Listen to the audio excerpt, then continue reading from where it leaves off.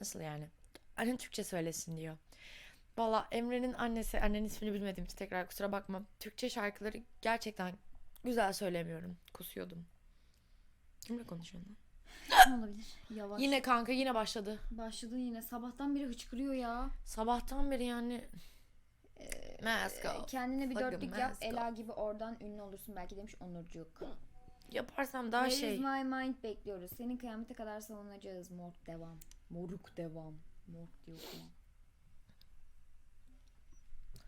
Sitting alone, my feel gone. Ay yine geldi çıkırık. Bir de diye böyle kısılıyorum. Gülcan ismi, sesi çok güzel, kendine güven.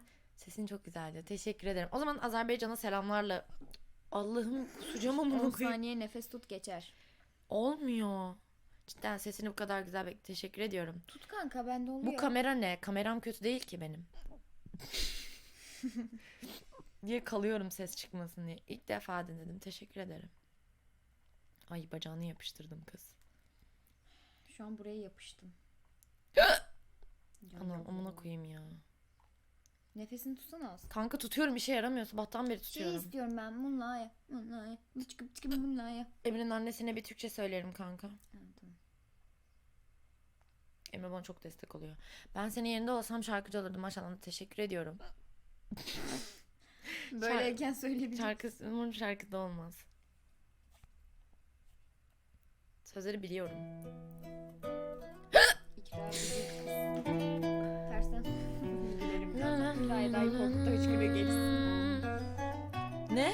Eda'yı korkut da hıçkırığı geçsin. Dedim ona beni korkut diye, bana böyle yapıyor. Abi şaka mı bu? Onur diyor ki Onur amık mı dedi, o ben mi yanlış duydum? Öyle bir şey demedi. Onurcuk tribe girme. Nasılsın aşkla söyle. Üf. Sustursana kanka.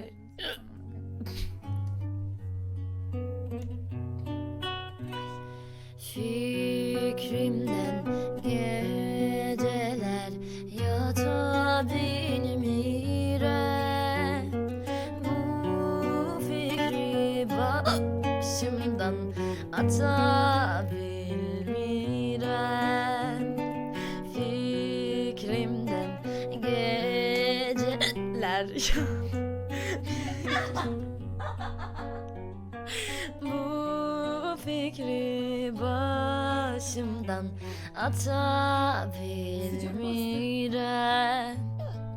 Neyleyim ki sene çatabilmirem.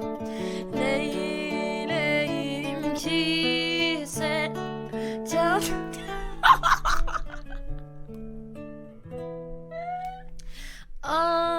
Ayrılık, ayrılık, aman ayrılık. Her biri dertten ağla, yaman ayrılık.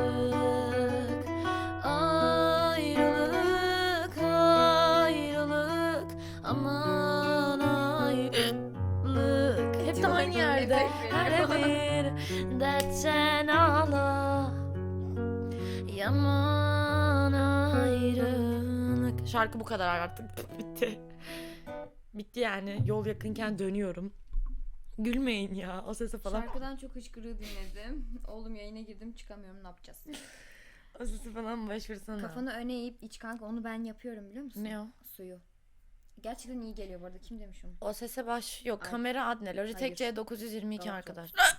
Arkadaş. Oha. Bir de şey de değil. Hani kızlar böyle hik hik hik diye böyle var.